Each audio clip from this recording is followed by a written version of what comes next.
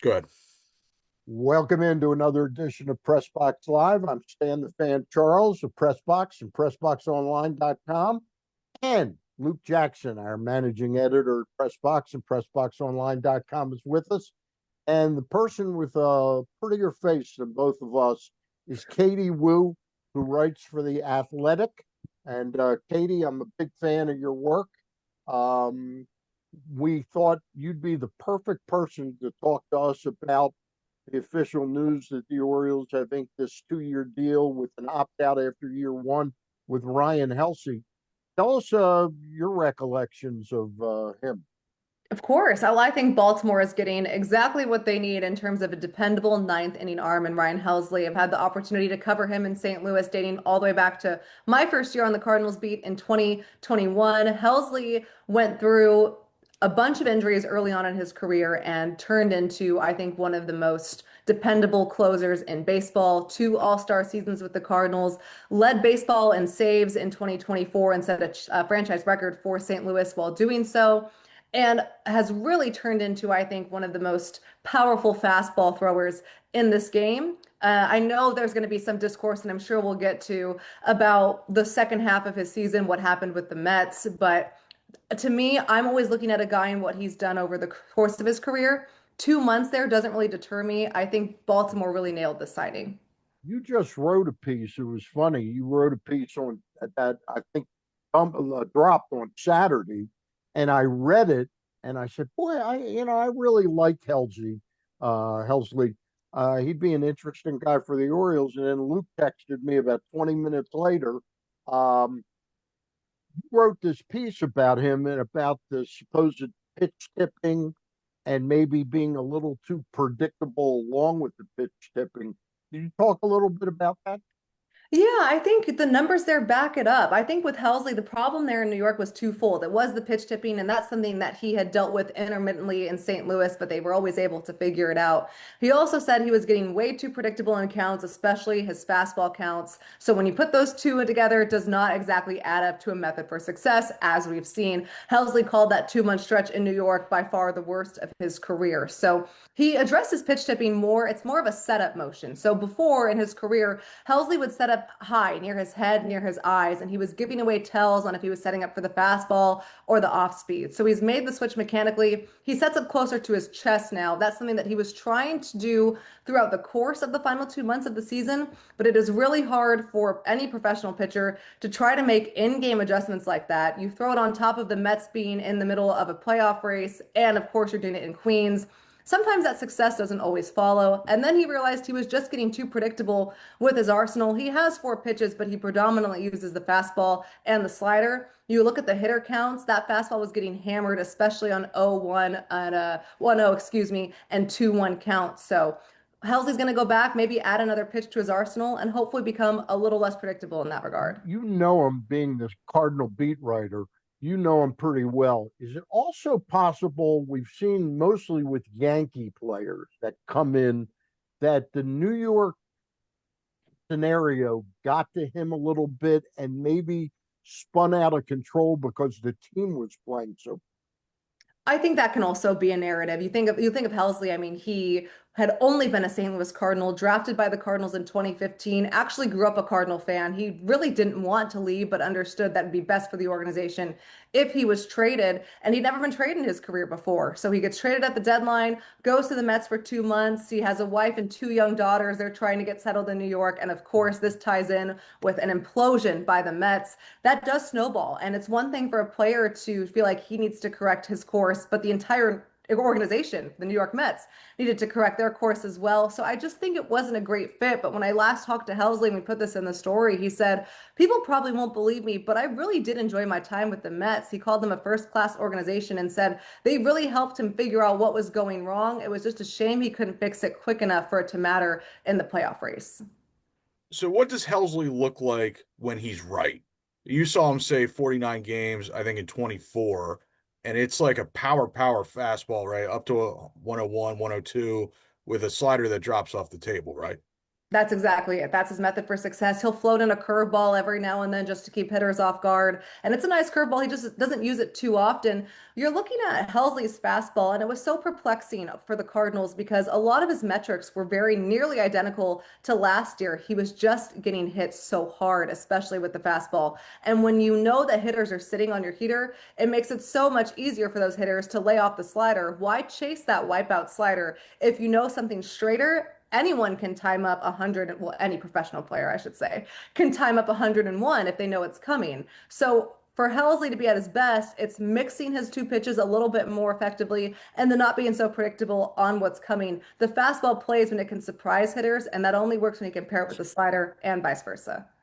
And so you saw Helsley and Kittredge on the back end of the Cardinals bullpen really successful in 2024.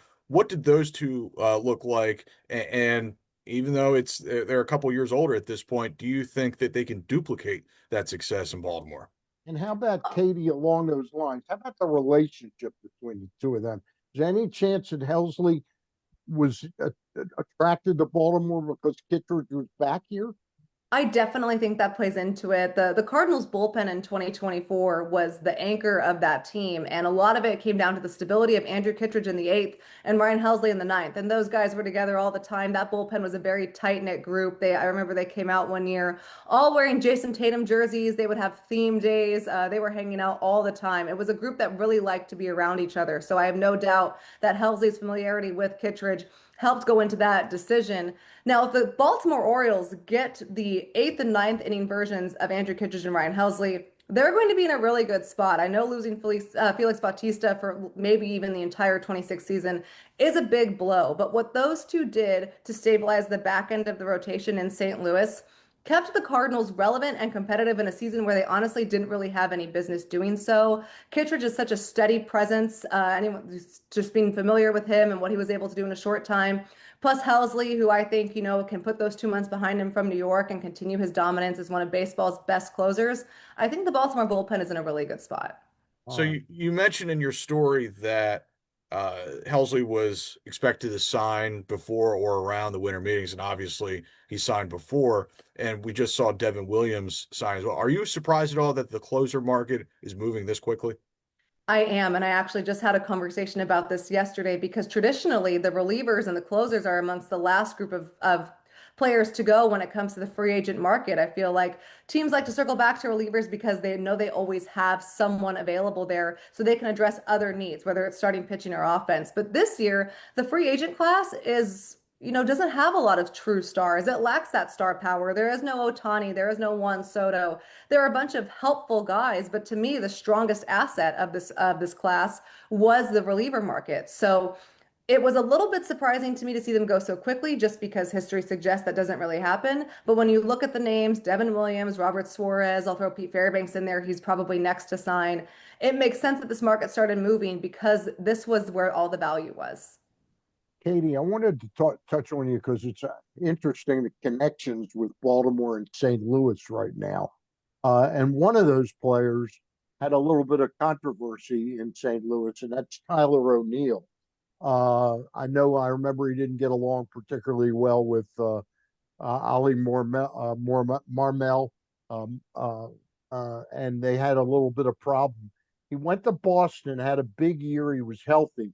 It seems like when he's healthy, he puts up numbers. But is one of the things, because you observed him and may have even watched him, did he win a gold glove when you were there? He did. Okay. But I watched him, and aside from the injuries, I didn't find him to be, and this is no knock, I kind of like him as a person, but I don't find him to be a real good baseball player. In other words, defensively, I thought he was lacking. Base running was just terrible, in my opinion. Um, what are your thoughts on Tyler O'Neill and what the Orioles? Yeah, I think that's fair. I didn't watch obviously a ton of Orioles games last year. Had my own bird themed team to Yeah, monitor. But I will say this, covering Tyler O'Neill, I had him for 3 seasons from 21 to 23. And There was some injury history there. And Yep. I think it's difficult as a player who knows that they need to stay on the field to get paid. This was before Tyler O'Neill was reaching free agency. He was still in arbitration. It's natural to kind of hesitate when you know that you could get hurt. And that was not a lack of effort. I think Tyler O'Neill did everything he possibly could to stay I healthy. agree. Yeah. And I think that might be what you're seeing maybe on the field or running the bases. I know his mix up with the Cardinals manager started with him running the bases, a perceived lack of hustle, which obviously Tyler took exception to at the time. I think he's a great bat. When he's healthy, I agree with you. He's an impact player. But I do think that injury history sometimes lingers on a player. And for someone like Tyler O'Neill, whose success really hinges on his health more than others, maybe that's what maybe holds him back a little. If you were managing him, would you do everything you could to DH him, or perhaps even consider trying him out at first base to lessen? In other words, were his injuries having to do with him being out in the field a lot? I it's hard for me to say. I know the Cardinals did try to DH him a little bit more just to keep him off his feet, and they also had a rotating group of outfielders there. I'm Yeah. not sure what the outfield picture looks like yet for the Orioles. Maybe they still have some work to do, but maybe to get the best production out of O'Neill, he's kind of a hybrid player. We've seen lots of teams do that with their corner outfielders, Yeah. making them someone that's in left or right and then the DH. Luke, Stan, you want to tell people about the Costas in, and we'll jump right back in? that's right. I did. I forgot. I got so excited to get Katie Wu on that I forgot to mention we're brought to you by the Costas Inn. The Costas Inn now with two great locations around Baltimore. The original location of 4100 North Point Boulevard, and that's the one to go to if you want to eat some steamed crabs. Katie, you ever eat Maryland steamed crabs? I haven't, but it's on my list. I've only been to Baltimore one time, so I need to change We'll that. have to get we'll have to get you out there. But the Costas Inn or at North Point Boulevard has steamed crabs. The new location above the Timonium Race Course, right next to the OTB. Same great menus, same great hospitality, and home cooked meals there at the Costas Inn, but no steamed crabs. Try them out for lunch or dinner at either location. Back with our time with Katie Wu and Luke. Why don't you start it off? So obviously, Mike Schilt signed on with the Orioles a few days ago. I don't know if the Orioles made that official or not, but he's going to direct player development or help direct player development in the upper levels of the system. How many years did you cover Mike in St. Louis? I had Mike Schill as the manager for my very first year as a beat writer in 2021. So 1 year. Okay. That was the So, year they won 15 games in a row, right? 17. 17 games. Yes. so what did you think about covering Mike, and what do you think about this role for Mike? It's difficult for me to say because I was so new. It was my first beat writing job ever at the time, and it was the Zoom era. So we didn't have Clubhouse access. I don't think I shook his hand until 2 months into the job. So that's always a good way to start off your tenure with a manager. But my interactions with Mike Schill were always professional. I found him to be very helpful, very nice, and really committed to making sure that his players were better. He is without a doubt a player's manager, and you can see that by the guys, whether they're in St. Louis or in San Diego rallying behind him. He also, and I think this really showed up, he was a Cardinals lifer before he was let go in 2021. He did so building up their player development system. And this is why I think that he'll shine in Baltimore. I think this is a great landing spot for him because he built a career doing so. The Cardinals were pioneers in player development back when Mike Schilt was going through their system. And there's so much familiarity with, like we talked about, not only just on the roster, but also behind the scenes. Mike Elias is a product of the St. Louis Cardinals front office, Sig Mejdal as well. Like there are people, Matt Blood, that were with the Cardinals when Mike Schilt was coming up and kind of seen as their new age guy in player development, maybe taking him out of the major league manager role and putting him back in a role where he shined for 2 decades for an organization that was very good at developing players will be what he needs. I think it's very interesting for the Orioles, but if you're going to look to augment your player development system, Mike Schultz probably a good guy to do so. Yeah, Could he also good? that's a position that the Orioles really needed some help with, and it's interesting to bring up the Elias connect.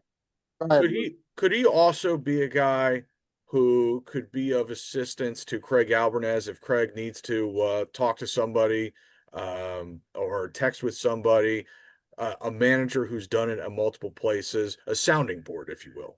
I'm sure he'd be open to that. And Craig is I think this is such a good hire for Baltimore. Obviously, this is a guy who was heavily sought after. He had interest to be a manager last year, and he decided to wait for the right opportunity. That he feels like that opportunity is Baltimore is a great sign for Orioles fans. He has Stephen Vogt, of course, his bestie out in Cleveland, but to be able to have someone in your own organization, they're both new. They can both experience things at the same time. Though Schilt did start his career with the Orioles organization out in their Double A system very, very long ago. I think he has no problem being a sounding board. He obviously has a lot of experience based on nearly 4 years in St. Louis and then two in San Diego, two completely different markets and organizations.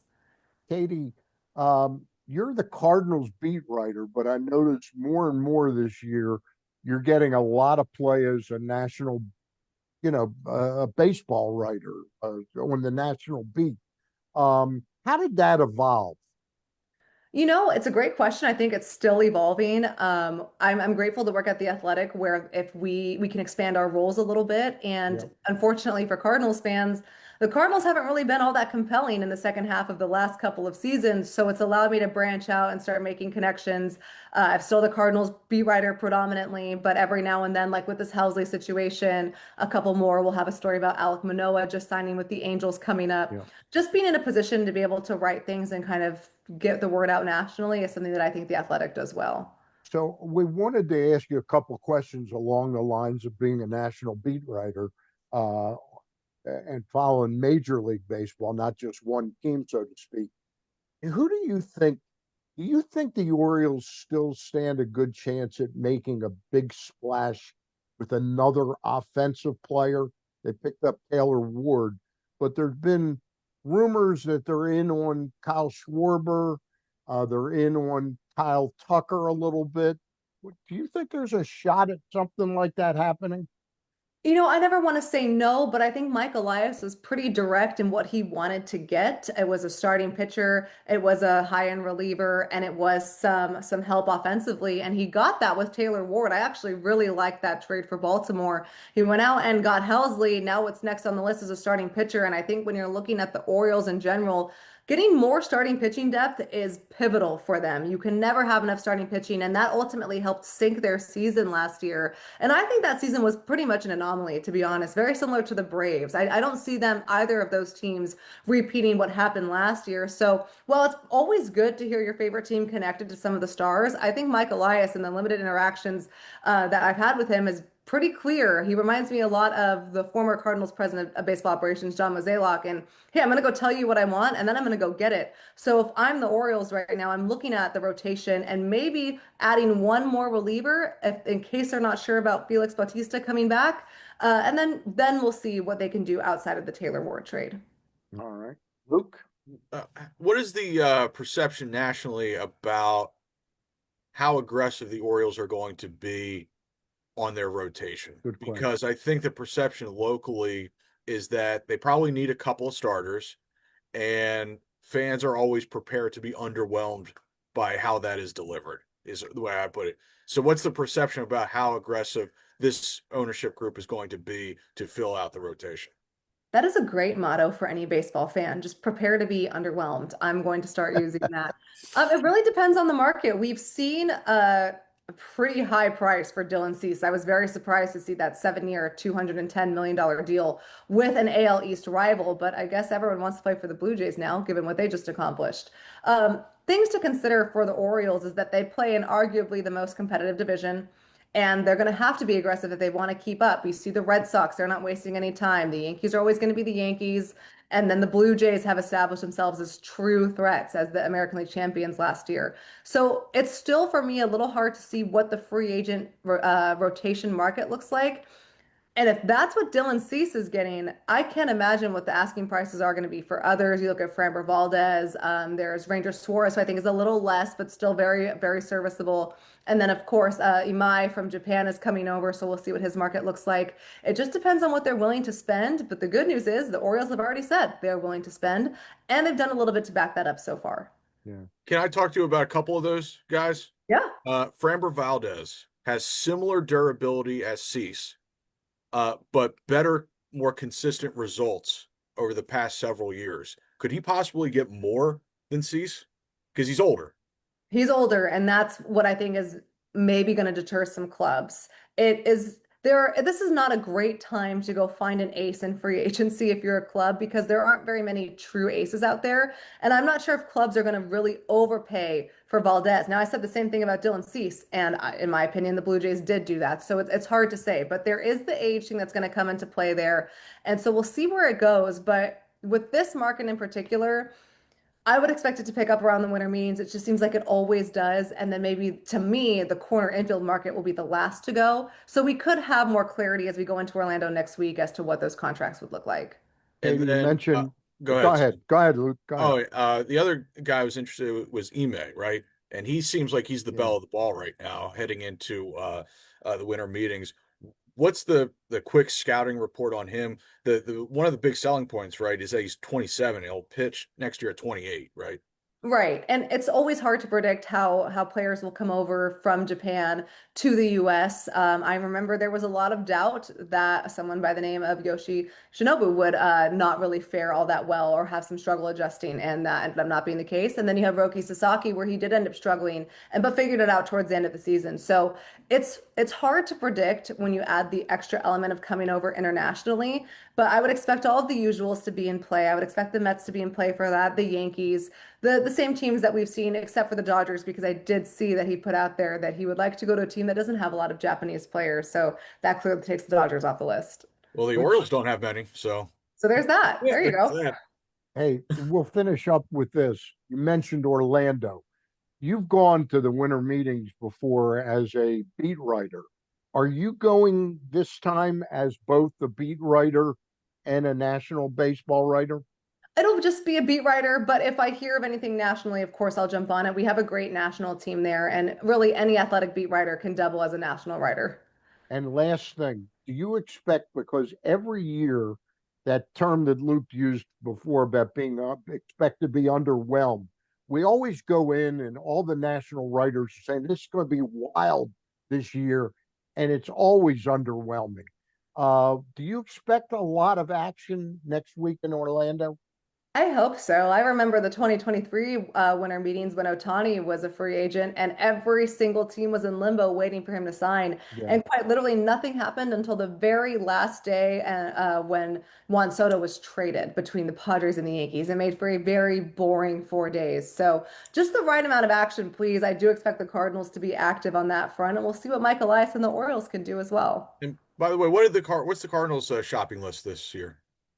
Oh, it's to rebuild. Okay. So they're not exactly looking to add, they're looking to offload. I would expect Nolan Arenado to be traded. Okay. Wilson Contreras is open to waiving his no trade clause, and you'll see names like Brendan Donovan and Lars Nootbaar garnering interest as well. Donovan would be a good addition for someone. For Katie someone, yes. Wu, Katie Wu, many thanks for joining us, a rising star in the world of sports writing. Pleasure talking to you, and so many connections with the Orioles and the St. Louis Cardinals over the last couple of weeks. Thank you very much. Thanks, guys, so much for having me. All right. That's Katie Wu of The Athletic. And we appreciate her joining us. For Luke Jackson and Katie Wu, I'm Stan the Fan, and we'll talk to you soon down the road. That's it for now. Thanks to the Costa Simmons.